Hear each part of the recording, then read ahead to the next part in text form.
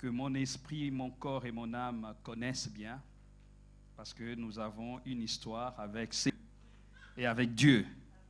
La dernière fois je suis venu, c'était ici que j'ai reçu l'onction, l'imposition de main de la part de Bishop Adama. C'est là et événementiel pour moi. Je l'ai écrit dans les livres que vous allez lire très bientôt. C'est promis, très bientôt je reviens, rien que pour ça. Si on ne m'invite pas, mais je viendrai quand même. Merci beaucoup, merci l'Église, merci bien-aimés dans le Seigneur. Nous sommes venus célébrer le Seigneur. Je sais que cette année, je voulais saluer aussi le docteur Rumba. C'est un plaisir. J'ai la joie de partager cette chaire avec lui pendant ce temps. Que le Seigneur soit béni. Merci beaucoup, docteur. Merci à tous les serviteurs de Dieu qui sont là. Que le Seigneur vous bénisse. Ma maison vous salue. Voilà, ils vont venir, mais ils ont grandi déjà. Ils commencent à s'engager dans les ministères. Ils sont à l'accueil, à la convention. Ils sont dans les stands. Les enfants ont grandi, hein?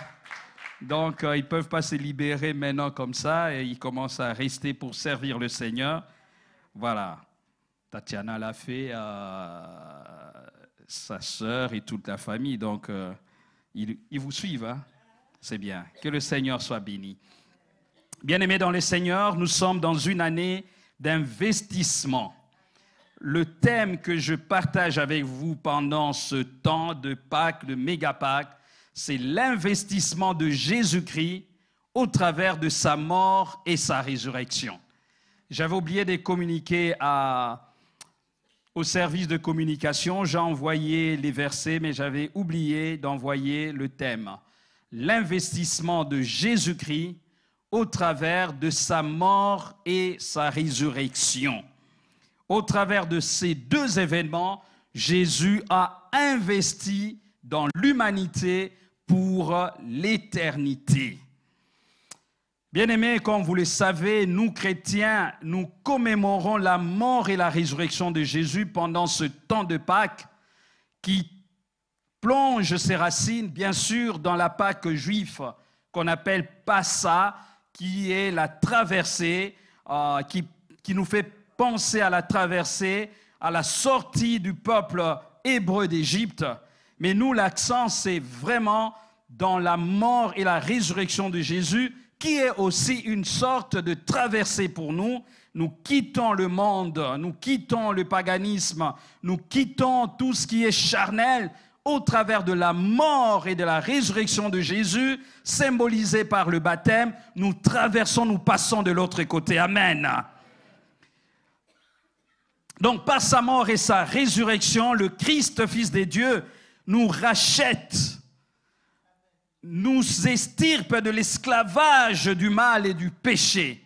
Si Israël a été sorti de l'esclavagisme physique, Jésus-Christ est venu nous sortir de l'esclavagisme du mal et du péché. Le sens de Pâques, c'est la victoire de la vie sur la mort.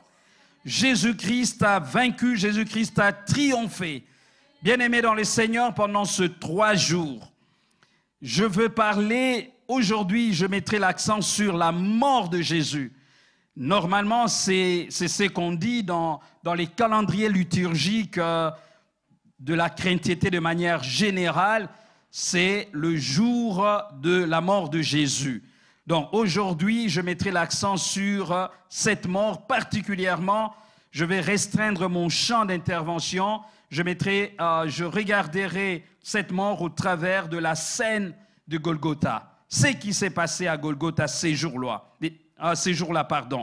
mais surtout particulièrement au moment qui entoure l'expiation de Jésus. Lorsqu'il a rendu son esprit à son Père qui est notre Père.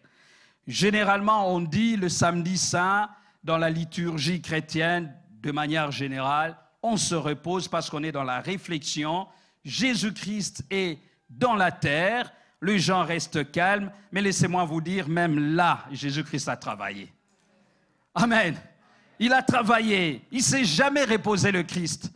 Rendez-vous compte, même aujourd'hui, à la droite de Dieu le Père, il continue à travailler. Il est notre avocat auprès du Père. Il intercède pour nous. Donc, pour lui, il n'y a pas de repos pour nous sauver, nous qui sommes là aujourd'hui. Et le dimanche, c'est le jour qui commémore la résurrection. Donc demain, nous, on n'est pas au repos. Je reviendrai sur la croix. Le thème d'aujourd'hui, donc, l'investissement de Jésus-Christ au travers de sa mort. Aujourd'hui, je parlerai de sa mort et le sous-thème, c'est la puissance de la mort de Jésus. Il y a une puissance de la mort de Jésus. Nous allons faire 2 lectures principales. La première se situe dans Matthieu 27, 45 à 54.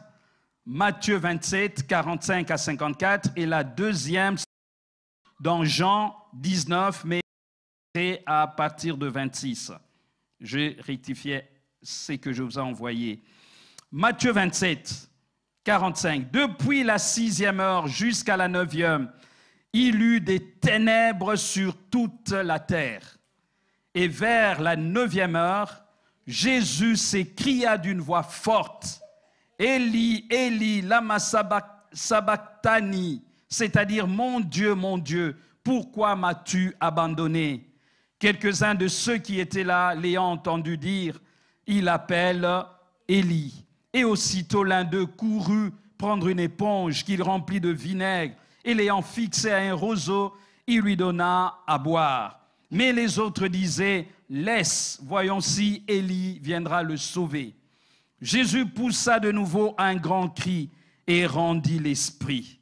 Et voici le voile du temple se déchira en 2, depuis le haut jusqu'en bas, la terre trembla, les rochers s'effondirent, les sépulcres s'ouvrirent, et plusieurs corps des saints qui étaient morts ressuscitèrent. Étant sortis des sépulcres après la résurrection de Jésus, ils entrèrent dans la ville sainte et apparurent à un grand nombre de personnes. Le centenier, ceux qui étaient avec lui pour garder Jésus, ayant vu le tremblement de terre, et ceux qui venaient d'arriver furent saisis d'une grande frayeur et dirent, « Assurément, cet homme était fils des dieux. » Amen. Oui, il y a des gens qui ont besoin de voir pour croire. Il y a des choses qui doivent se passer dans notre vie pour que les gens se rendent compte que nous venons ici rencontrer le véritable Dieu. Jean 19, à partir de 25, la Bible dit, Jean 19, 25, « Près de la croix de Jésus s'était née sa mère et la sœur de sa mère, Marie, femme de Clopas, et Marie de Magdala. Jésus, voyant sa mère et auprès d'elle le disciple qu'il aimait, dit à sa mère, « Femme, voilà ton fils. » Puis il dit au disciple, « Voilà ta mère. » Et dès ce moment, le disciple l'a pris chez lui. Après cela, Jésus, qui savait que tout était déjà consommé, dit, afin que l'écriture fût accomplie, « J'ai soif. » Il y avait là un vase plein de vinaigre. Les soldats en remplirent une éponge et l'ayant fixée à une branche d'hysope, ils approchèrent de sa bouche. Quand Jésus eut pris le vinaigre, il dit, « Tout est accompli. » Et baissant la tête, il rendit l'esprit. Amen. Que le Seigneur bénisse sa parole, que cette parole nous sanctifie en ce week-end pascal et que nos vies changent au nom de Jésus. Pendant son ministère terrestre, bien-aimé dans le Seigneur, Jésus avait prophétisé 3 fois, peut-être plus, sur sa mort et sa résurrection. C'est ce qu'on appelle les annonces de la mort et de la résurrection de Jésus, qu'on peut trouver par exemple dans l'évangile de Marc au chapitre 8, du 31e au 33e verset, on ne va pas lire, au chapitre 9, du 30e au 32e verset, et puis au chapitre 10, du 32e au 34e verset. Chaque fois, Jésus dit la même chose à ses disciples, et chaque fois, Marc nous dit que les disciples ne comprenaient pas ce que Jésus leur disait. Il a répété ça chaque fois. Il était décidé, lui dans son esprit, il était déjà chargé de ce qui allait lui arriver. Et il partageait cela à ses disciples, avec ses disciples, pour que ceux-ci puissent se préparer, mais ils étaient loin de cette réalité. Dans ces annonces, Jésus explique à ses disciples qui étaient en chemin avec lui pour monter à Jérusalem que le Fils de l'homme, au terme de souffrances infamantes et d'une mort violente, se lèverait après 3 jours. Je veux mourir, mais je vais ressusciter. Voici, nous montons à Jérusalem, il dit dans Marc, je prends juste la 3e annonce, Marc chapitre 10, je lis 2 versets seulement. Marc 10, 33 à 34. Voici, nous montons à Jérusalem, et le Fils de l'homme sera livré aux principaux sacrificateurs et aux scribes. Ils le condamneront à mort, et ils le livreront aux païens, qui se moqueront de lui, cracheront sur lui, le battront de verge et le feront mourir. Et 3 jours après, il ressuscitera. Ça, c'est la 3e annonce. Sur ce chemin, malheureusement, le disciple était troublé et suivait le Seigneur avec crainte. Il redoutait le moment de la mort de Jésus. De ce fait, il n'était pas prêt à l'accepter. C'est ainsi que Pierre va rejeter la première annonce faite par Jésus dans Marc chapitre 8. Et nous connaissons tous la réaction de Jésus. Dans Marc 8, Jésus dit ceci. Alors il commença à leur apprendre qu'il fallait que le Fils, 31, le Fils de l'homme souffrit beaucoup, qu'il fut rejeté par les anciens, par les principaux sacrificateurs et par les scribes, et qu'il fut mis à mort, et qu'il ressuscita 3 jours après. Il leur disait ces choses ouvertement. Je veux mourir, je veux souffrir, je veux partir, mais ils n'acceptaient pas. Ils refusaient d'accepter. Lors, après cette première annonce, la Bible nous dit, Pierre va même le prendre à part, en aparté. Il va l'isoler pour lui dire, mais Jésus se mit à le reprendre. Il reprend Jésus en disant, Dieu ne peut pas permettre ça. Dieu ne peut pas permettre ça. Tu es le Messie. C'est toi qu'on a attendu. Tu as été annoncé dans l'Ancien Testament. C'est toi qui viendrais mettre en déroute tous nos ennemis. Notamment ici, nous sommes avec les Romains. Donc, l'espérance messianique des Juifs, c'était fondé sur un Messie militaire, un Messie combattant, un Messie guerrier, un Messie qui viendrait pour mettre en déroute l'occupation, pour chasser tous ceux qui dominaient. Ils avaient cette espérance. Les apôtres, en suivant Jésus, ses disciples, n'ont jamais quitté cette espérance de ce Jésus, de ce Messie guerrier qui va renverser les autorités, le pouvoir. Cette espérance était ancrée en eux comme le sang dans leur corps.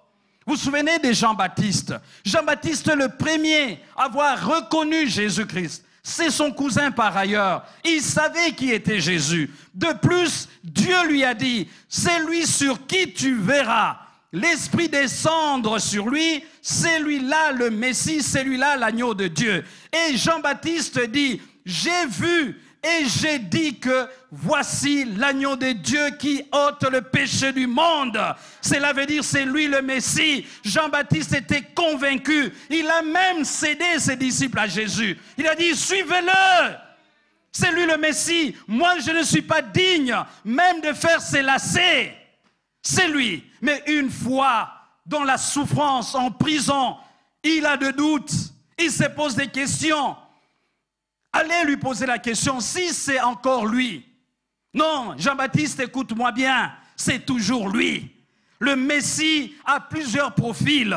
Malheureusement, on a gardé un seul profil de Jésus. On regarde les choses dans une seule direction. Bien-aimés dans le Seigneur, dans les choses de Dieu, on ne peut pas figer Dieu. Il ne faut pas dire Dieu c'est comme ça. Dieu, ça n'a jamais été comme ça. Dieu n'a jamais été comme ça. Jésus dira à Nicodème, le vent souffle là où il veut. D'où il vient, on ne sait pas. Mais là où il va, on ne connaît pas encore. Mais le vent est là. Toi, suis seulement le mouvement du vent. On ne fiche pas Dieu. On ne peut pas mathématiser Dieu, ni son action, ni son intelligence. Dieu, c'est comme ça. Dieu n'est pas comme ça. Ton intelligence est petite pour saisir qui est Dieu réellement. Le peu que nous connaissons, c'est ce que Dieu a voulu nous montrer. Malheureusement, le peu que nous recevons, nous croyons que nous connaissons tout. Dieu est comme une pierre de cristal. Aujourd'hui, il te montre une facette. Mais il ne t'a pas montré les autres facettes. Et toi, tu vas crier, Dieu, c'est comme ça. Dieu, ce n'est pas comme ça. Jean-Baptiste, réveille-toi. Bien-aimé, je ne sais pas qu'est-ce que vous avez reçu comme enseignement. Je ne sais pas qu'est-ce que vous avez reçu comme doctrine. Laissez-moi vous dire, par la grâce de Dieu, nous allons remettre Jésus à sa place. Il est le Messie qui devait venir, oui. Et Jean-Baptiste a très bien vu. Il est le Messie qui est l'agneau de Dieu, qui enlève le péché du monde. Un jour, il reviendra.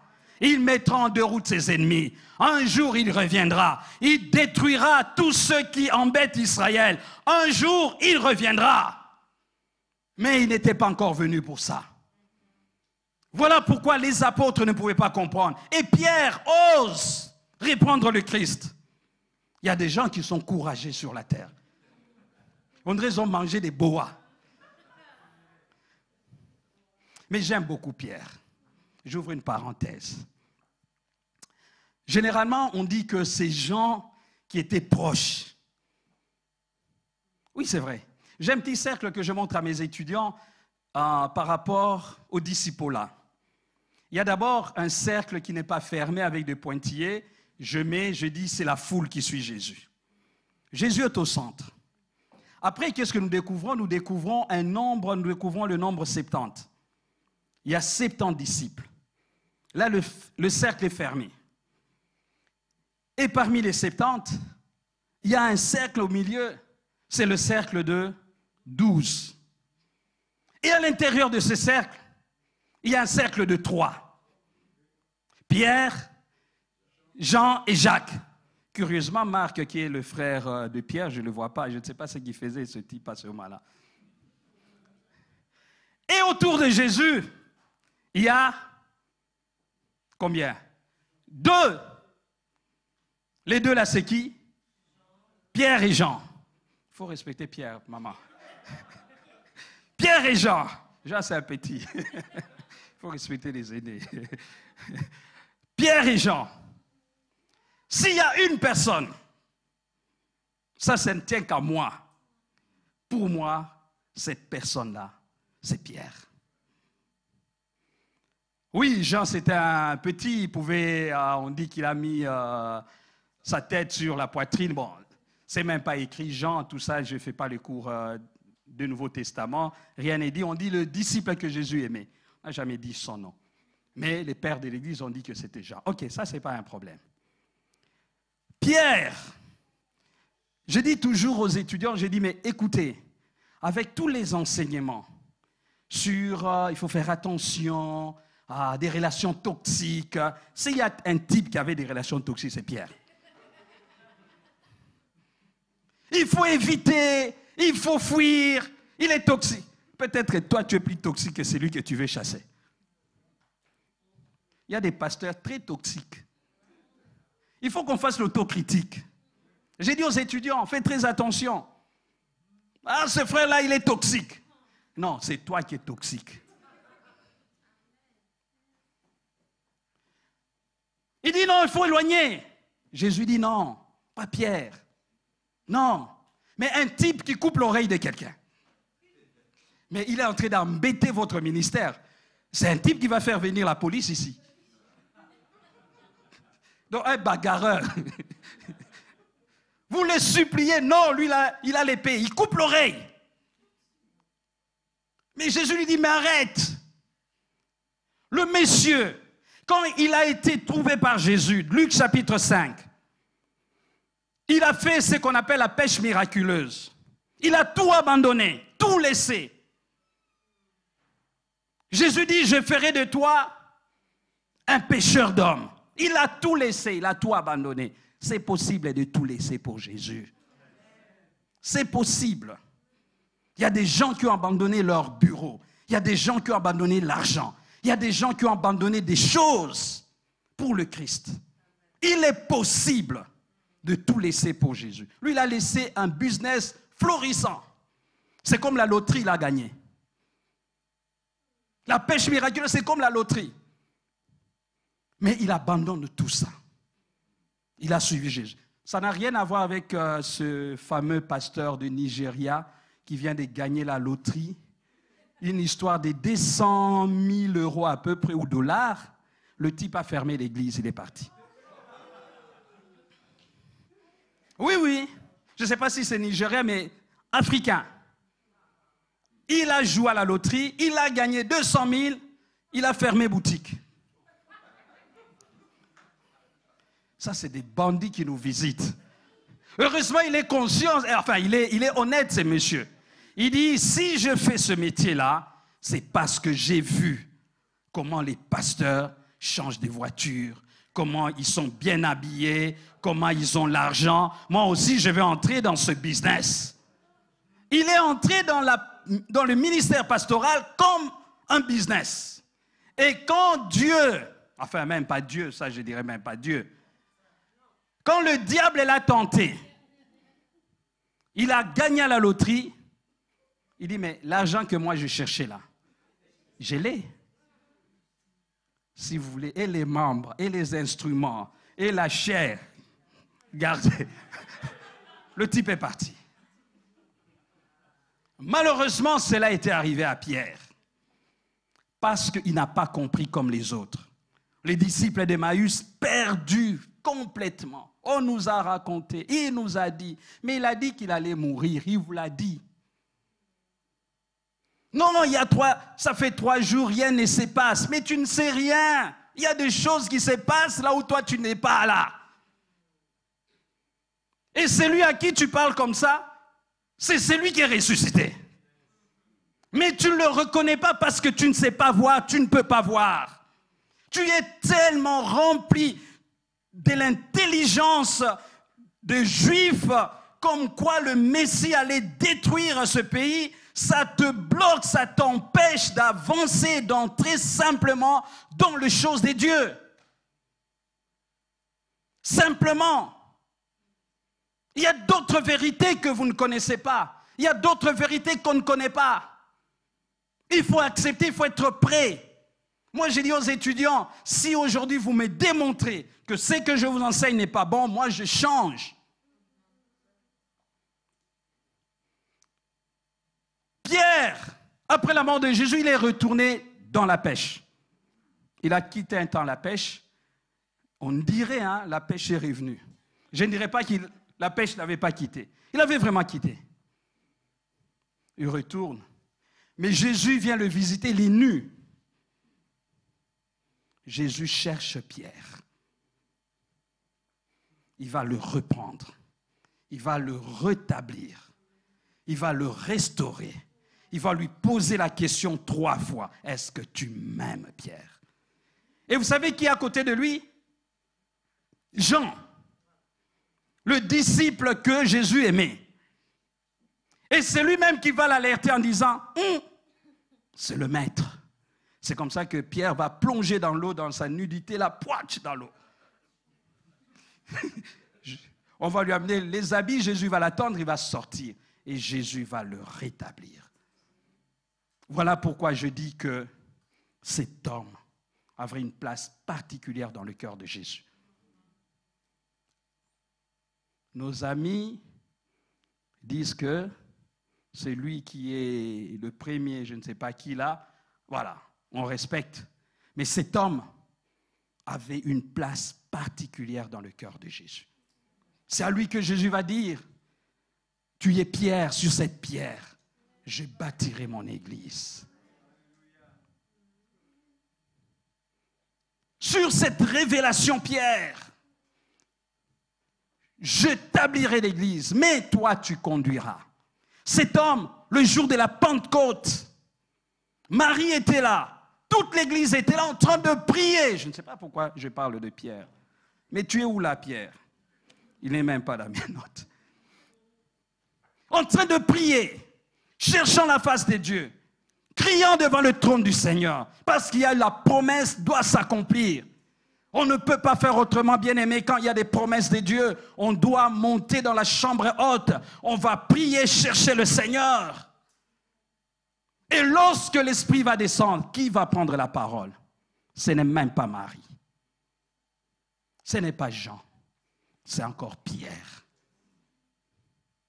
C'est pourquoi je dis dans mon cercle là, de ces deux-là, si je mets une personne, je mets Pierre, moi.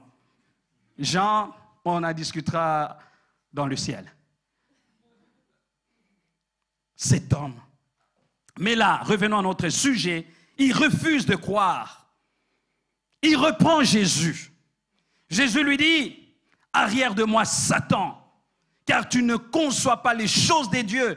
Tu n'as que des pensées humaines. Il y a une lutte entre la sagesse du monde et la sagesse des dieux. Il y a une lutte entre l'intelligence du monde et l'intelligence des dieux. Pierre, à ce moment-là, est habité par l'intelligence du monde, par l'inspiration démoniaque, alors qu'il venait de découvrir que Jésus-Christ était le Fils de Dieu. Faisons très attention. Les peu d'espace que nous laissons à Satan, il en profite, il entre. Jésus lui avait dit déjà avant, Pierre, ce n'est ni la chair ni les sangs qui t'ont inspiré ça. Parce qu'il connaît Pierre. Un type comme ça ne peut pas donner une telle réponse. Une telle réponse. Il dit, ça ne vient pas de toi, c'est de Dieu. Et après quelque temps, il dit autre chose. Jésus va le recadrer, va le redresser. Selon ce que nous avons lu, c'est que Jésus était crucifié à la 3e heure. Dans ces moments difficiles que Jésus traverse dans sa chair, il va se remettre à Dieu, le seul qui peut le sortir de cette épreuve, le seul qui peut essuyer ses larmes et consoler son cœur. Il dit ceci, Jésus. Vers la 9e heure, Jésus s'écria d'une voix forte, « Eli, Eli, lama sabachthani » mon Dieu, pourquoi m'as-tu abandonné? Est-ce que Dieu peut abandonner son fils? Non, mais c'est le cri de l'homme de douleur. C'est le cri d'un homme que Dieu est en train de briser. C'est le cri d'une femme que Dieu est en train de briser. C'est le cri de quelqu'un que Dieu est en train de travailler. Quand tu cries comme ça, Dieu ne t'abandonne pas. Il est en train de te tailler. Il est en train de te forger. Il est en train de sortir de l'or en toi. C'est le moment de brisement. Il y a des gens qui n'aiment pas de brisement. Ils n'aiment pas que Dieu le brise. Nous devons passer par le brisement. Nous devons connaître ces moments dans notre vie où nous perdons confiance en nous-mêmes, en notre intelligence, notre orgueil. Des femmes qui veulent nous rappeler qu'en Afrique, c'était des femmes d'eux. Tu n'es pas encore brisé.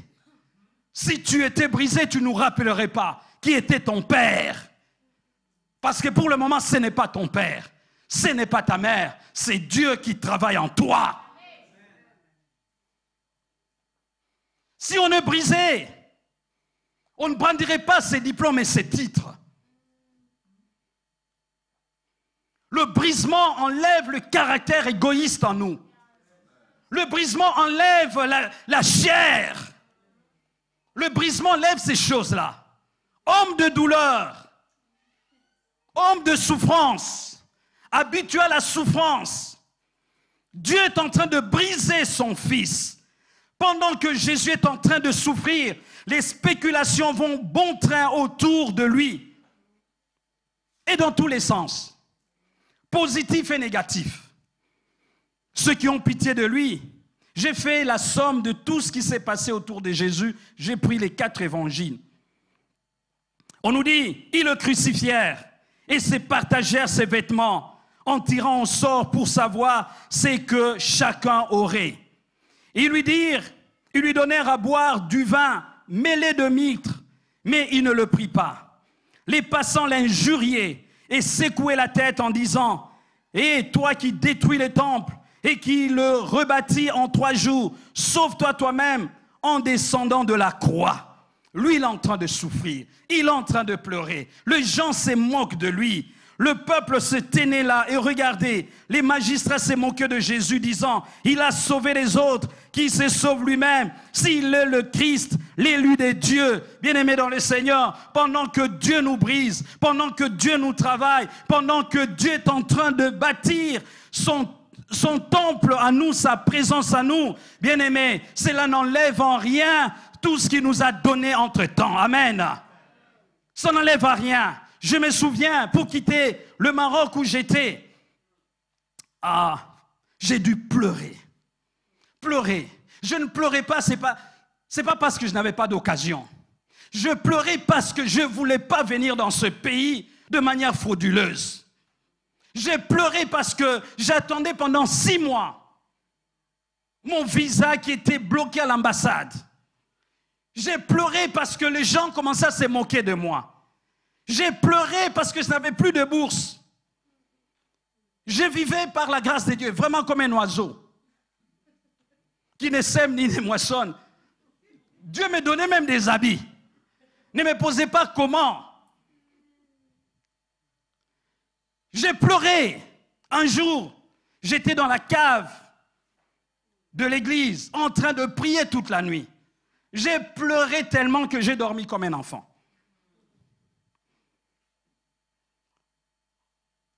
Qu'est-ce qui arrive le matin? Je me lève, je vois un homme qui avait presque la même taille que Papa Charles, un peu plus gros. Cet homme fait beaucoup de bruit aujourd'hui au pays, politicien là. Mais il est venu pleurer. Il vient le matin, là, il entre dans le temple au Maroc, il me dit, frère Yves, je suis venu pour que tu pries pour moi. Moi je dis, ah bon? Moi j'ai passé toute la nuit. Toute la nuit. J'ai pleuré jusqu'à dormir. Je ne sais même pas comment j'ai dormi. C'est comme un enfant, il pleure. Les mamans sont spéciales. Quand l'enfant pleure, toi tu veux partir, la maman dit, il va dormir. Mais le petit crie, maman dit, il va dormir. Toi tu es là, ça brûle. Tu dis, je dois prendre ce gosse. Il dit, laisse-le, de toute façon, il ne va pas mourir. C'est ça là. Ah maman, vous aussi. De toute façon, il ne va pas mourir. Aucun enfant n'est jamais mort en pleurant.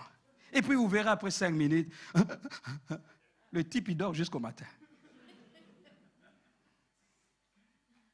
Dieu opère de cette manière-là dans notre vie. Ce n'est pas qu'il ne nous aime pas. Et le monsieur vient, il pleure. Je dis, pourquoi tu pleures? Il dit, j'ai perdu mes affaires, j'ai perdu mon diplôme. Bon, l'histoire elle est longue. Bref, je me suis incliné par la foi, je priais pour lui. Courte prière. Mais le résultat n'a pas fait 20 minutes. Je prie pour lui, Seigneur, donne-lui de retrouver ses papiers, que c'est lui qui a pris ses papiers, ou les 100 papiers qui sont partis, Seigneur, qui reviennent.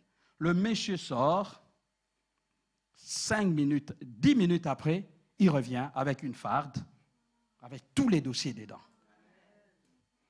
Il entrait, il avait peur de moi. Il m'a pris pour un sorcier qui pleure toute la nuit. Il entrait comme ça dans la sainte de la paroisse. Il dit, ah, frère Yves, vous priez vraiment, hein? Moi, il dit, je prie vraiment, ça veut dire quoi? Non, mais j'ai trouvé mes papiers. Moi-même, je suis étonné, je dis, comment tu as fait? Parce que le type pleurait, il y a, je vous dis, 10 minutes. Il était en larmes, comme un gamin. Quand il est sorti après la prière, il s'est souvenu que la veille, il était dans une agence de voyage pour aller chercher le billet, tout ça. Arrivé là-bas, il a déposé sa farde, il est parti. Comme on n'avait pas de téléphone, on n'avait pas de GSM, le type, on ne savait pas le retrouver. Dès qu'il est entré, ils ont dit, monsieur, depuis hier, on vous cherchait. On lui a donné sa farde. Et comme l'agence n'était pas loin, il est revenu avec ça. Pendant que Dieu est en train de me briser, cela ne veut pas dire qu'il m'a rejeté. C'est ce que Dieu a voulu me dire. Tu as pleuré toute la nuit. Voici la réponse. J'ai entendu, j'ai bien écouté. et je sais que je vais résoudre ce problème. Laissons Dieu nous briser. Laissons Dieu forger notre caractère. On t'a dit, attends Dieu, tu ne veux pas attendre Dieu. Et puis, c'est nous les pasteurs qui vont commencer maintenant. Pasteur, je suis enceinte. Mais maman, on t'a dit d'attendre.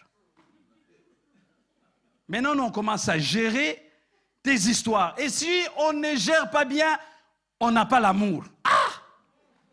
On avait l'amour quand on t'a dit de ne pas le faire. Maintenant, tu as gâché les choses. On a perdu. On est des êtres humains comme vous, avec du sang et de l'eau qui coule. Maintenant, tu viens, tu me trouves. On m'a fait un mauvais foufou chez moi. J'arrive là, j'ai mes problèmes de foufou à la maison. Je n'étais pas bien accueilli. Tu vas dire à tout le monde, oh, dans cette église-là, il n'y a pas d'amour. Tu veux que nous tous nous devenions des papas de cet enfant? Pour te montrer l'amour? Tu veux que nous prenions en charge cet enfant?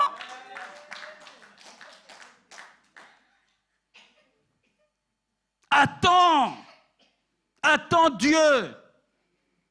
Brisé, homme de douleur, il n'est pas rejeté par Dieu. Ah, beaucoup de choses ils ont dit, hein. Ils se sont moqués de lui, je vais aller très vite. Et même, le deux brigands, il y a des gens, quand ils sont dans le mal, ils sont dans le mal jusqu'à l'extrême. Ils n'ont même pas pitié d'eux-mêmes. Ils vont mourir. En tout cas, il y a des gens. Pauvres, malheureux, il n'a rien, mais il vous insulte. Mais il y a un problème. Tu vas trouver une personne, un type là, en public à Kinshasa, il insulte tous les pasteurs. Des faux pasteurs d'ailleurs. Ah, mais misérable, toi, cherche d'abord Dieu, toi là, pour qu'il change d'abord ta vie à toi. Les deux se sont moqués de Jésus. Les deux. C'est Matthieu Marc qui nous dit ça. Luc lui va dire, l'un des malfaiteurs crucifiés l'injuriait, disant, n'es-tu pas le Christ? On a souvent tendance à oublier que l'autre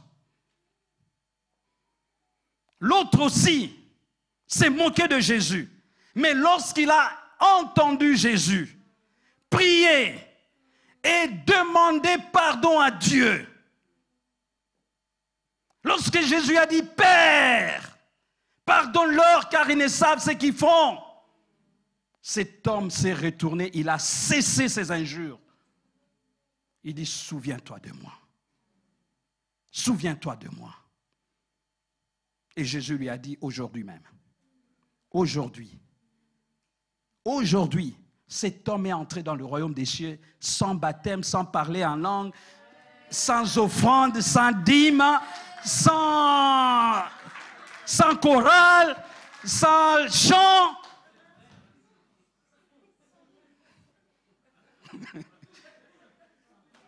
Sans église. Il n'est membre d'aucune église. Son ancienne église, c'était la rue. C'était un voyou, un bandit. La miséricorde de Dieu est tellement grande qu'on ne se réalise pas cela. Le pardon que Dieu veut donner à l'humanité est tellement immense que Paul a manqué même comment décrire l'amour de Dieu. Il dit dans sa longueur, dans sa largeur, dans sa profondeur. Les mots manquaient à Paul pour dire qu'est-ce qu'est réellement l'amour de Dieu. Cet homme a changé d'avis. Il dit, souviens-toi de moi. Il a reconnu, il dit à son ami, calme-toi. Toi et moi, avec nos 400 coups, nous méritons cette peine. Mais cet homme n'a rien fait. Rien. Il a reconnu d'abord son péché. Jésus, même dans la souffrance, il est en train de travailler pour Dieu. Il est entré dans le... Jésus dit, aujourd'hui, tu seras avec moi dans les paradis. Je ne sais pas comment il est passé, par où il est passé, quel ange l'a accompagné, j'en sais rien. Tout ce que je sais, c'est que, les paradis existent, 2, c'est que cet homme est entré avant Pierre. Amen. Il est entré avant Pierre, avant tous les 12 apôtres.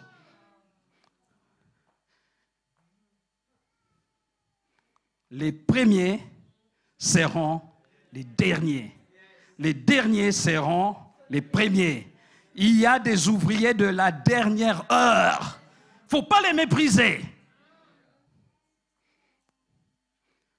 Alors, il faut laisser de l'espace à tout le monde dans l'église. Nous sommes là depuis que l'église à Luxembourg a commencé. Alors, ça change quoi? Donne de l'espace. Aimez les gens. Il était dans la rue, oui, mais il est là. Pour le moment, il est là. Donne-lui de la place.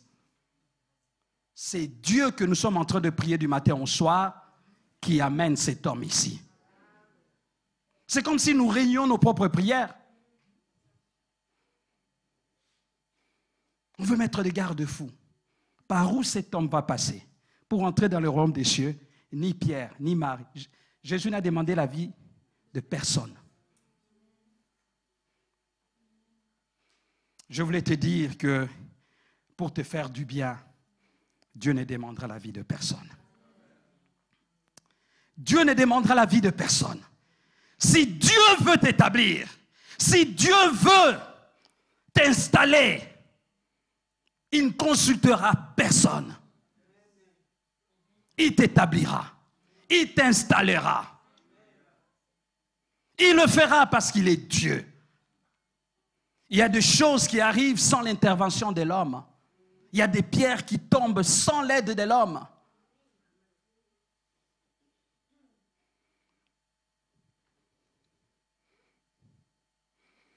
Pendant qu'il agonisait, l'un des soldats courut prendre une éponge qui remplit de vinaigre et l'ayant fixée à un roseau, il lui donna à boire. Mais les autres disaient non, laisse, voyons si Élie viendra le sauver. Bien-aimés, de choses qui arrivent à Jésus à la croix de Golgotha ont été prévues par Dieu. Ésaïe l'a prophétisé, Ésaïe 53. Il dit ceci, verset 1. Qui a cru à ce qui nous était annoncé? Qui a reconnu le bras de l'Éternel? Qui peut reconnaître la main de Dieu dans la souffrance? Qui peut reconnaître la main de Dieu dans le brisement? Qui peut reconnaître que Dieu est en train de briser son enfant?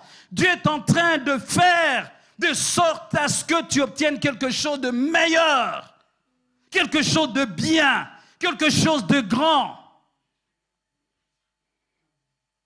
L'histoire, elle est longue. Mais vous savez quoi? Dieu m'a rendu justice dans ce pays où j'étais, le royaume chérifien. Dieu m'a donné le visa d'études. Au moment où, non, Dieu s'est arrangé, c'est-à-dire Mobutu s'est embrouillé avec les Belges. Personne n'avait de visa, même pas de diplomates. Vous connaissez l'histoire? Même pas de diplomates, je vous dis. C'est à ce moment-là, Dieu va me sortir le visa. Les gens disent, il a obtenu le visa d'études, oui. Ah, ce type a attendu. Mon malheur, mesdemoiselles, c'est parce que pendant 7 ans, j'ai commencé à aimer une fille. On me dit, aïe, aïe, aïe, aïe, cette fille-là aveuglée, il ne voit pas l'Europe. Mais je vais aller en Europe, mais je vais aller avec Dieu. Je vais aller en Europe, je vais aller proprement. Je vais aller en Europe parce que j'ai un témoignage à préserver. J'ai vu des pasteurs, onction, criant, chassant les démons. Mais malheureusement, ils partent même avec l'argent de l'église. Papa, il y a des églises au Maroc, c'est comme ici. Dans les quartiers populaires, hein, où on chante Kembo, Alléluia, Hosanna, on chante comme ça là-bas au Maroc. Il y a des églises de Kinshasa, de la Côte d'Ivoire, je ne sais pas, sont représentées là-bas. Mais le pasteur, la manière dont ils partent, ce n'est pas correct. On est en train de briser le témoignage de Dieu. Le brisement, ce n'est pas un rejet.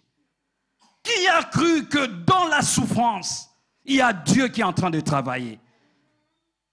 Qui a compris cela? Même pas le diable. Israël n'a pas compris. Le peuple juif n'a pas compris qu'au travers de cette humiliation, de cette souffrance, c'est Dieu qui est en train de travailler. Même Satan n'a pas compris.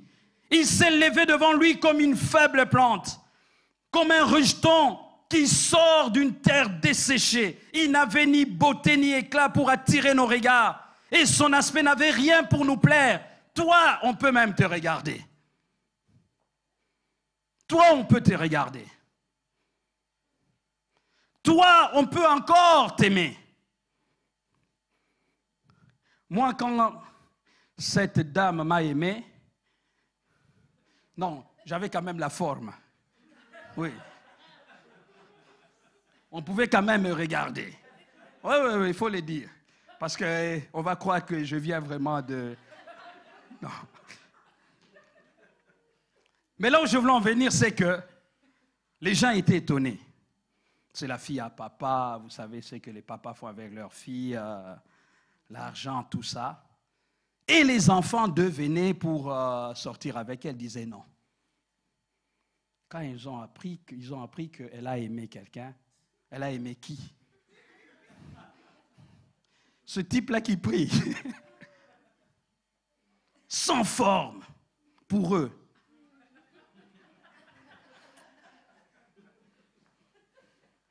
Ni beauté ni éclat pour attirer les regards. Donne-lui juste le temps. Mes sœurs, donnez-lui le temps. S'il est là, alléluia. Et je les appelle au nom de Jésus. Il va entrer ici sans forme ni éclat. Mais il y a un potentiel de Dieu en lui.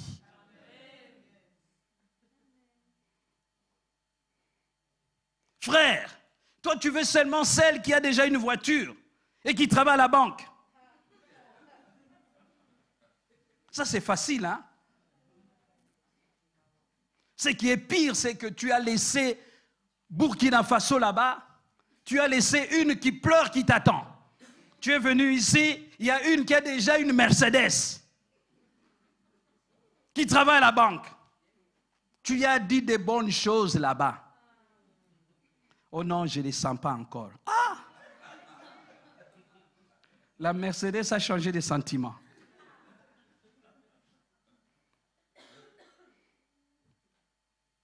Qui peut croire que Dieu est dans un truc comme ça qui n'a ni forme? Abîmé, humilié. Ça, c'est pas Dieu. Ça, c'est pas Dieu. Ça, c'est pas Dieu. Tout le monde va dire, c'est pas Dieu. Laissez-moi vous dire, c'est Dieu. Souvent, malheureusement, bien-aimés dans le Seigneur, lorsque Dieu nous frappe, nous avons tendance à regarder la main qui nous frappe. Dieu utilise les hommes pour nous briser. Tu vas quitter l'église parce que Bernadette, je ne connais pas Bernadette ici, mais laisse-moi, tu vas rencontrer dans cette église-là Bernadette avec grand B.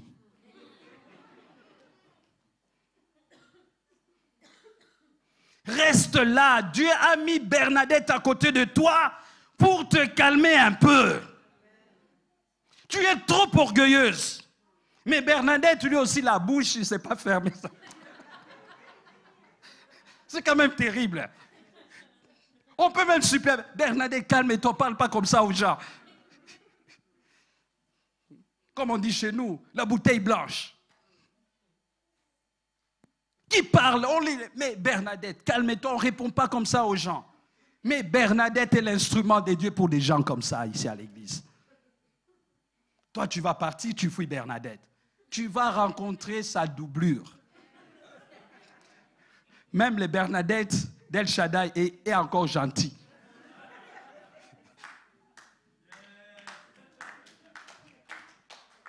Laissez Dieu. Pendant que Dieu vous brise, la seule solution, soit vous pardonner, et je vous conseille vivement comme le Christ, mais remettez votre âme entre les mains de Dieu. Remettez votre vie entre les mains de Dieu. Remettez la vie, remettez votre corps, votre cœur. Priez Dieu parce que votre salut ne viendra que de lui. Pas de quelqu'un d'autre. Jésus pleure. Il appelle Dieu au secours. Il appelle Dieu. On dit qu'il est en train d'appeler Élie. Dans cette humiliation, dans la douleur de sa chair, Jésus poussa un nouveau cri et rendit l'esprit. Le Messie est mort. Alors qu'on l'insulte. Jésus n'a pas rendu le souffle. Comme chacun de nous, un jour, nous allons rendre le souffle. Dieu va retirer ça. Dieu va nous enlever le souffle. Mais pour Jésus, c'est lui-même qui a donné à Dieu son esprit. Dans Luc nous dit, lorsqu'il a donné le dernier cri, Luc 23, 46, lorsqu'il poussa le dernier cri, Jésus s'écria d'une voix forte, « Père, je remets mon esprit entre tes mains. » Et en disant ces paroles, il expia. Il a donné lui-même. Il s'est livré volontairement à la croix de Golgotha. Il s'est livré, il a donné. De son vivant, il disait, « Personne ne me ôtera la vie. Je la donnerai parce que tel est l'ordre que j'ai reçu du Père. Soit de donner ma vie, soit de la garder. » Voilà pourquoi Gethsémane, Dieu n'a pas répondu à Jésus. Parce que Jésus avait la clé entre ses mains. Si tu veux, tu continues. Si tu ne veux pas, ne continue pas. Mais moi, je ne ferai rien. Jésus a pleuré toute la nuit. Il a cherché la face de Dieu. Père, si tu veux bien enlever cette coupe, pas ce que je veux, mais ce que tu veux. Entre-temps, tu sais ce que je veux. Cela veut dire, je ferai ce que je veux, pas ce que toi tu veux. Débrouille-toi. Le ciel est resté fermé. Quand Jésus prie, le ciel s'ouvre. Et il dit toujours, Dieu m'a toujours exaucé. Mais à Gethsémane, je n'ai pas vu Dieu l'exaucer. C'est lui qui a pris la décision de se lever et de donner sa vie.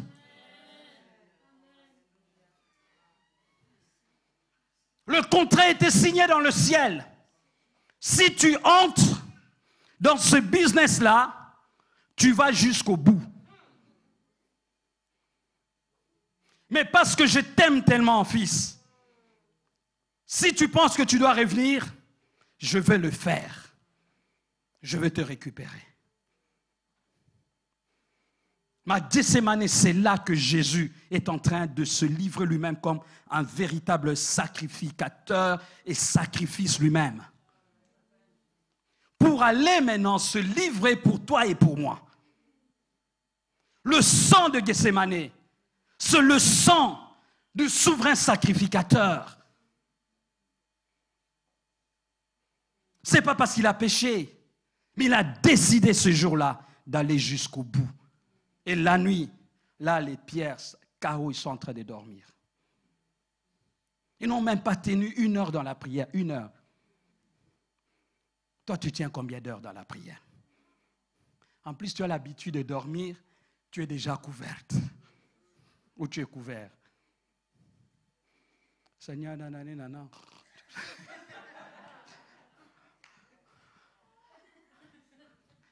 C'est pas possible. Le tarif minimum, c'est 1 heure. Oui, dans la voiture, tout ce que vous voulez. Mais quand tu veux prier, arrange-toi. Prends ton temps. Tu vas rester jusqu'à 23 heures, 24 heures sur le téléphone, tu es fatigué. Maintenant, pour te donner une bonne conscience, tu te jettes la couverture. Ora shikandera baba Jésus.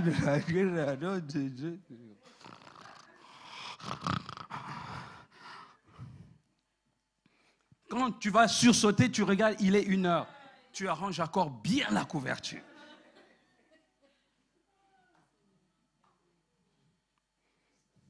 Non, bien-aimés dans le Seigneur. Jésus s'est donné, Jésus se livrait. À Golgotha, le cri de Jésus, il a expié, il a crié, n'est pas un cri de faiblesse ni de peur. Ce n'est pas un cri d'un enfant. Ce n'est pas le cri d'un agneau. C'est le cri d'un lion rugissant face à sa proie.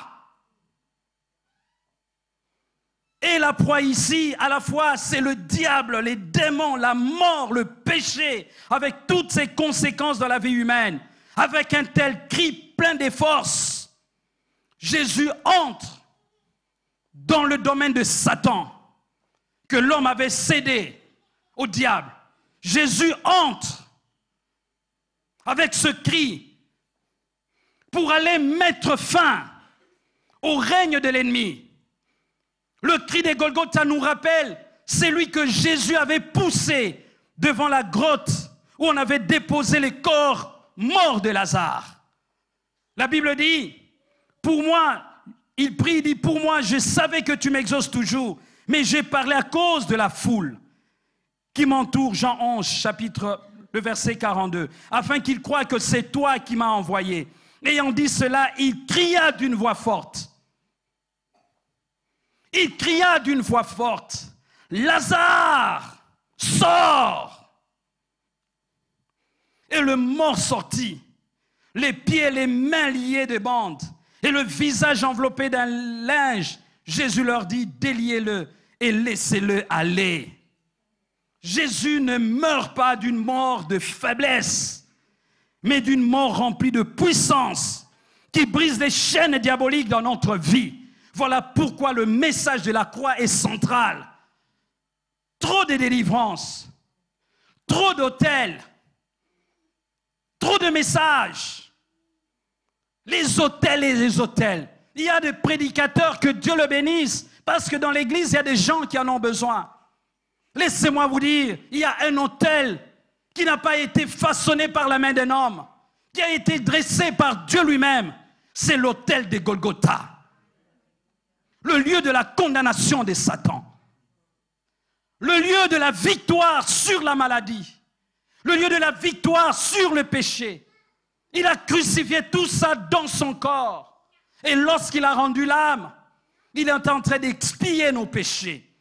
La mort de Jésus à Golgotha est l'accomplissement de la prophétie de Genèse 3. Dieu dit au serpent, puisque tu as fait cela, tu seras maudit entre tous les bétails et entre tous les animaux de champ. Tu marcheras sur ton ventre et tu mangeras de la poussière tous les jours de ta vie. Je mettrai une inimitié entre toi et la femme, entre ta postérité et sa postérité. Celle-ci t'écrasera la tête et tu lui blesseras le talon. Certes, le diable a blessé Jésus. Il n'a pas blessé qu'au talon, il a blessé partout. Il a blessé dans le dos, il a blessé dans la main, il a blessé sur la tête, dans le côté. Il a blessé Jésus. Mais c'est que le diable ne savait pas. Au travers de ses blessures, il était en train lui-même d'engager sa défense. Parce que le sang qui va couler de ce corps, c'est le sang qui va briser sa force et sa puissance. Pendant que le diable est en train de le fouetter, le sang coulait du corps de Jésus. Le Seigneur est en train de détruire sa puissance et ses œuvres. Jésus-Christ était en train d'écraser violemment la tête du serpent. Mais le diable ne pouvait pas comprendre ça. C'est ce que le monde ne comprend pas. Le diable, la Bible dit, et ça c'est Paul qui nous dit, dans 1 Corinthiens chapitre 2, il dit, nous prêchons la sagesse des dieux, mystérieuse et cachée, que Dieu, avant le siècle, avait destinée pour notre gloire. Sagesse qu'aucun chef de ce siècle n'a connue, car s'il eussent connu, verset 8, 1 Corinthiens 2, il n'aurait pas crucifié le Seigneur de gloire. S'ils avaient su, s'ils avaient connu le secret qui était caché dans ce qui était en train de se passer, ils auraient évité de crucifier Jésus. Si le frère de Joseph avait simplement pensé un jour qu'en vendant ce garçon, nous étions en train de le pousser dans sa destinée, il n'aurait pas vendu Joseph. Méchants qu'ils étaient. Laissez les gens nous briser. Laissez les gens faire le mal qu'ils sont en train de faire. Et ils sont en train de nous pousser dans notre destinée. Nous sommes en train d'avancer. Ils se moquent de nous. Ils nous critiquent. Ils parlent mal de nous. Ce n'est pas grave. Nous, nous avançons.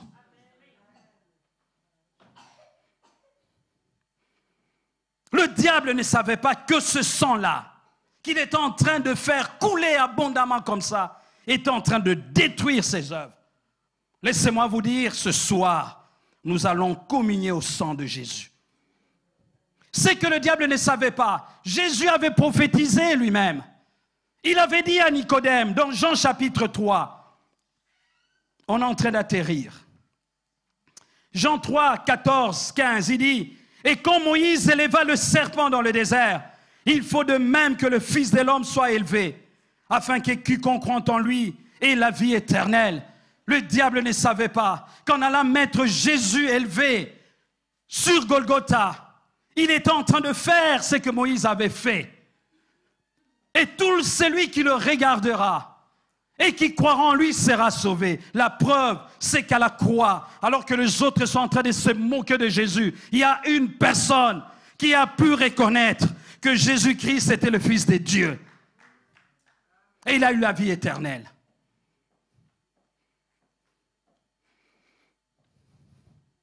Bien-aimés dans le Seigneur, le diable n'a pas toute l'intelligence. Le diable n'est pas omniscient.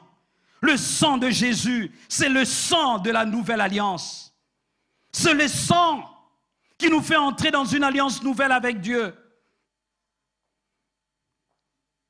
Je disais, ce message de la croix, c'est un message incontournable. Incontournable. On peut se repentir des messages qu'on a prêchés. Mais il n'y a personne sur la terre et dans le ciel se repentira de ce message de la croix, sauf s'il n'est plus dans les Seigneurs. Et celui qui dira le contraire, dit l'apôtre Paul, qu'il soit anathème, même moi-même, c'est le message de la nouvelle alliance, c'est le message du salut. Le sang, la coupe du sang que je prends avec vous, c'est la coupe de la nouvelle alliance. Messieurs, ou le pasteur ou le bishop, je ne sais pas, Crefle Dollar, il s'est repenti dernièrement. Le 22 juin 2002, il s'est repenti. Il a appelé les fidèles de brûler ses livres. Champion de la dîme, toute catégorie, c'est lui. Je ne dis pas qu'il ne faut pas donner les dîmes. Hein. Ce n'est pas ce que je dis. Mais lui-même s'est repenti de ses enseignements. Il dit brûlez cela. Mon propre pasteur, il n'est plus de ce monde. Il s'est repenti un jour, Dieu de la chair, à Bruxelles. Il dit, je prêchais la prospérité. J'ai prêché, les gens ont eu des papiers. Les gens ont acheté des voitures, des maisons dans ce pays. Et c'est vrai. Pour moi, je dis que cet homme était un apôtre qu'on ne connaissait pas. Il a amené le christianisme à un autre niveau. 40 jours de prière et de jeûne. On a changé même de loi en Belgique sur l'immigration. Pendant ce temps de prière, les gens ont eu des papiers, les gens ont acheté des voitures, ils ont... Un jour, lui-même, Dieu de la chair, il dit, j'ai prêché tout ça, ils ont eu des papiers, ils sont partis. J'aurais dû leur donner le royaume de Dieu. Et 5 années avant sa mort, les 5 dernières années, ou ces dernières années, il ne parlait que de choses comme ça. Il ne parlait que de la grâce, de la miséricorde, du royaume de Dieu. Il a même doublé une année du royaume de Dieu. Les gens viennent attendre à la traversée. Qu'est-ce qu'il va dire? On reprend encore le royaume de Dieu.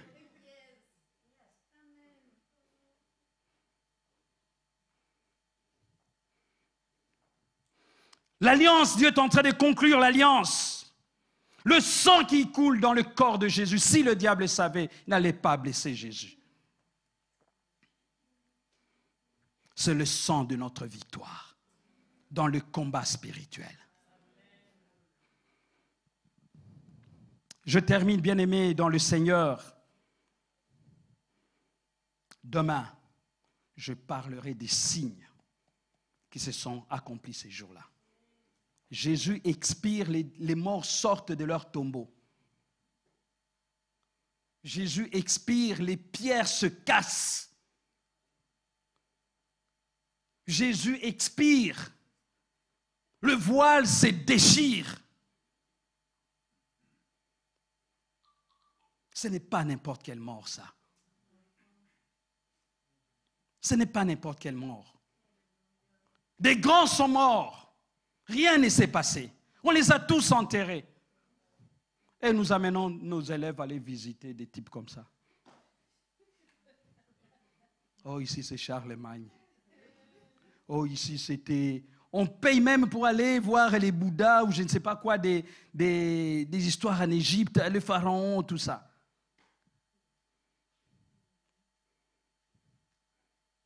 Mais la mort de Jésus nous fait traverser de la mort à la vie. Lèvons-nous. Demain, on va continuer le matin sur les signes. L'investissement de Jésus-Christ. Quand tu comprends que lui s'est investi jusqu'à la dernière goutte de son sang. Laissez-moi vous dire, hein, quand Maman Déborah prend ce thème-là, moi je suis convaincu que des pasteurs qui cherchent vraiment le Seigneur, les thèmes qu'ils donnent annuellement, c'est de direction de Dieu. Là, nous sommes en train de parler de l'investissement de Jésus. C'est à cause de toi et de moi qui n'a pas renoncé à Gethsémane. À cause de toi et moi qui n'a pas fait recours à une légion d'anges. Quand Pierre a sorti l'épée, il dit à Pierre, arrête. Si je veux, il avait la volonté mais qu'il ne l'a pas exercée. Si je veux une défense, ce n'est pas un type comme toi qui me défendra. À ma disposition, il y a une armée céleste. Si je lève la main, je tourne le regard vers le ciel. Je dis, Père, Michael, qui d'autre là? Gabriel, tous ces gens-là. Mais les Romains, aujourd'hui, on ne parlerait plus des Romains. Parce qu'ils allaient suivre même ceux qui ont voyagé.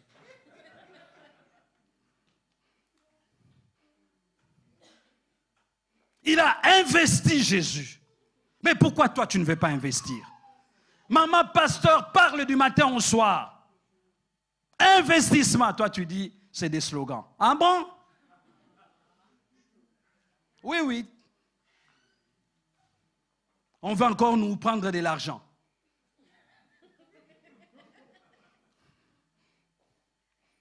Déjà même pour balayer ici, toi tu n'investis pas.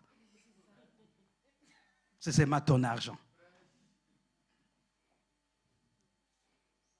Il a investi Jésus jusqu'au sang. Bien-aimés dans le Seigneur, pour l'œuvre de Dieu, investissons. Ça peut nous coûter une voiture. Ça peut nous coûter une voiture. Vous n'avez jamais vu de gens déposer des voitures à l'église. J'ai déjà assisté à une scène, un couple, chez un ami pasteur. Ils sont venus déposer la clé à Kinshasa. Parce qu'on devait construire le bâtiment. Allez à Kinshasa, à Gombe. Regardez ce bâtiment qui est construit. Plus de 5 millions, je crois 7 millions. Les gens ont donné des voitures. Le pasteur lui-même a donné l'exemple. Il a commencé à prendre le bus à Kinshasa. Il a donné sa voiture. Il a investi. Si on a compris ce que Jésus a fait, on ne peut pas rester comme ça. On doit s'engager dans le ministère. On doit investir financièrement. On doit investir son temps pour l'Église. On va investir dans le programme de l'Église. On doit investir. On va nous insulter, mais nous investissons. Parce que nous investissons pour le royaume des cieux.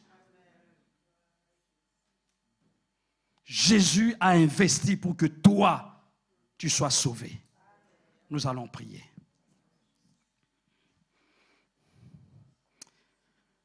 Alléluia. Nous allons prier, nous allons demander à Dieu. D'abord, nous allons rendre grâce à Dieu. Cet investissement, c'est l'investissement de Jésus. Nous bénissons Jésus, prions le Seigneur avec enthousiasme. Alléluia, Seigneur, nous te bénissons pour ton investissement. Tu t'es investi, tu y as donné jusqu'à la dernière goutte de ton sang, Jésus. Tu t'es investi corps, âme et esprit. Tu t'es livré, tu t'es placé à l'autel. Tu n'as pas amené l'argent, tu n'as pas amené de l'or, tu as amené ta propre vie. Seigneur Jésus, c'est que l'argent ne peut pas acheter, c'est que l'or ne peut pas acheter, c'est que la voiture ne peut pas donner. Tu y as investi ta vie pour que nous soyons sauvés, pour que nous quittions le monde des ténèbres, pour que nous quittions le monde de Satan, pour que nous quittions le monde des ténèbres, Jésus. Tu t'es investi, l'agneau de Dieu. Nous te célébrons, Seigneur. Nous t'adorons, Seigneur. Nous te bénissons, Seigneur. Nous te glorifions, Seigneur. Nous te magnifions, Seigneur. Nous proclamons ta grandeur, ta gloire, ta puissance, ton autorité, Jésus. Tu es le grand Dieu. Ton investissement t'a élevé à la droite de Dieu le Père. Parce que tu as investi, tu as reçu le nom qui est au-dessus de tous les noms.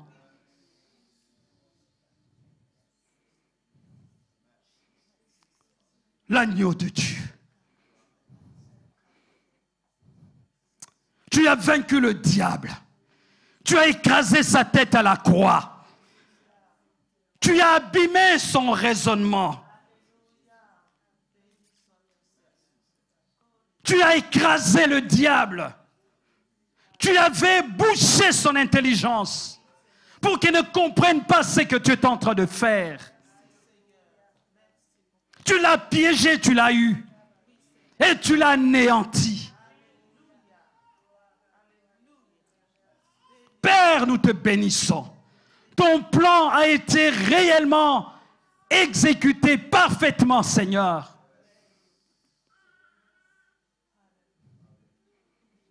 Merci pour Golgotha. Merci pour la croix. Merci pour le sang. Merci Jésus. Merci pour ta souffrance. Merci Jésus. Merci pour ta prière à la croix. Merci Jésus. Merci pour le don que tu es. Merci pour l'investissement que tu es. Merci Jésus. Merci l'agneau de Dieu. Merci Seigneur.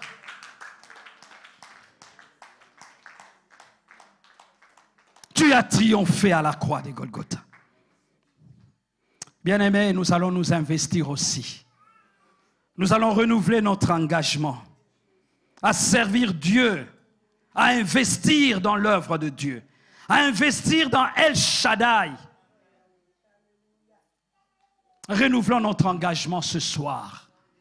Seigneur, je viens m'engager pour investir dans ton œuvre, Seigneur. Investir le temps que tu me donnes, investir la force que tu me donnes, investir ma famille dans l'œuvre, investir l'argent que tu me donnes pour ton œuvre, Seigneur. Je viens moi-même, Seigneur, me placer ce soir, Seigneur, communier avec l'œuvre de Golgotha, communier avec la croix, communier avec le sang de Jésus, communier avec le don du corps de Jésus, afin que tu m'acceptes dans ta présence. Afin que, Seigneur, je puisse aussi, Seigneur mon Dieu, réjouir ton cœur comme Jésus a réjoui ton cœur. La Bible dit dans Apocalypse chapitre 12, ils l'ont vaincu à cause du sang de l'agneau. Ceux qui l'ont vaincu là, c'est des anges. Si les anges dans le ciel, pour dominer, pour vaincre, pour sortir victorieux de bataille avec le diable, ils ont utilisé le sang de Jésus. Bien-aimés, nous sommes propriétaires par la grâce. Nous allons invoquer le sang de Jésus. Nous allons détruire les œuvres du diable. Allez, engage-toi dans cette bataille. Engage-toi pendant ces 3 jours. Que le sang de l'agneau puisse faire son œuvre. Le sang de l'agneau est à notre disposition pour détruire les œuvres du diable, pour anéantir les œuvres de Satan. Nous détruisons les œuvres de Satan. Nous détruisons la méchanceté des hommes. Nous détruisons la sorcellerie, la puissance des ténèbres. Nous détruisons toute œuvre qui vient du monde. Nous détruisons cela au nom de Jésus. Toute œuvre qui veut détruire El Shaddai, nous détruisons cela au nom de Jésus. Par le sang qui a coulé à la croix de Golgotha, je libère le peuple de Dieu. Je libère les familles. Ce soir, c'est une soirée de Golgotha. Ce soir, c'est une soirée, Seigneur, de victoire. La victoire sur le diable, la victoire sur la maladie, la victoire sur les démons, la victoire sur les maris de nuit, la victoire ce soir contre l'action du diable, contre les puissances des ténèbres qui empêchent à tes enfants de s'investir. Je brise leur force, je détruis leur force, j'anéantis leur force. Ce soir, je répands le sang de l'agneau dans leur vie, dans leur maison, dans leur travail. Le sang de Jésus, le sang de l'agneau qui détruit l'œuvre de Satan au nom de Jésus. Le sang de la victoire. Le sang de l'agneau. Le sang de l'agneau. Dans cette église, je couvre cette église de sang de l'agneau contre les puissances des ténèbres, contre les esprits mauvais dans les airs, contre les autorités humaines de ce pays. Je couvre El Shaddai du sang de l'agneau. Je frappe d'aveuglement les ennemis des enfants de Dieu par le sang de Jésus. Par le sang de l'agneau.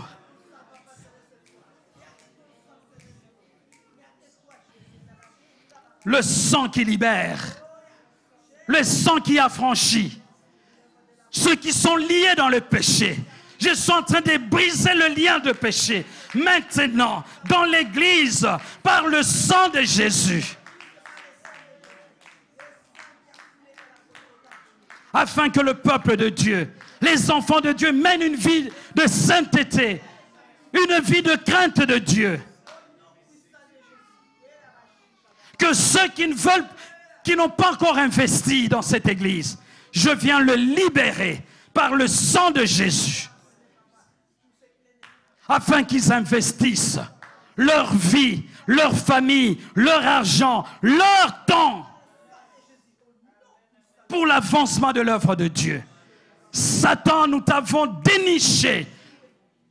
Jésus a investi pour le peuple de Dieu. L'heure est venue pour nous d'investir pour Jésus. Nous ne te laisserons pas la place. C'est pourquoi je récupère tout ce que le diable veut dérouter. Je les récupère au nom de Jésus.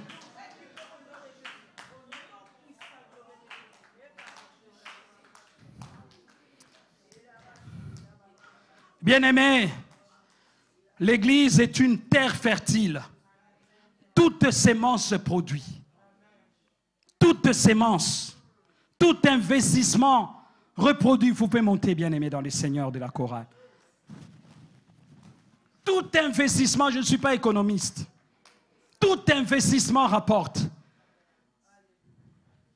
Ce n'est pas comme la bourse, il y a des montées et des descentes. Non, l'investissement pour le royaume de Dieu est toujours gagnant, est toujours croissant.